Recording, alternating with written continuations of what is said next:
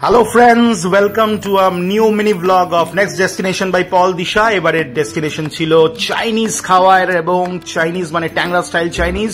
আমরা চলে গেছিলাম চায়না টাউন। এবারের গন্তব্য Golden Joy, one of my favourite restaurant in China town. Golden জয়ে আমরা ফ্যামিলি এবং ফ্রেন্ডসদের নিয়ে ছুটির দিনে চলে গেছিলাম ডিনার করতে। Prawn crackers, golden fried prawn, সঙ্গে ছিল মিক্সড রাইস। গোল্ডেন ফ্রাইড প্রনটি অসাধারণ খেতে ছিল। ওদের যে চাটনি, যে সিগনেচার স্টাইল চাটনি ওদের থাকে, চায়না টাউনে দিয়ে থাকে, তার সঙ্গে এক্সিলেন্ট লাগছিল খেতে।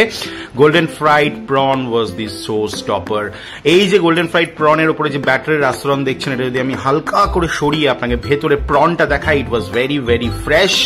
বাচ্চারাও খেতে পারবে, একদম স্পাইসি নয়, বাচ্চারা খুব এনজয় করবে। এবং ওয়াও, জিভ ধন্যবাদ ধন্যবাদ বলতে লাগলো আমাকে। এবং সঙ্গে ছিল মিক্সড রাইস, সঙ্গে Hunan chicken, Manchurian chicken, prawn chips তো আগেই বলেছি, মিক্সড নুডলস এবং চিকেন রাইস।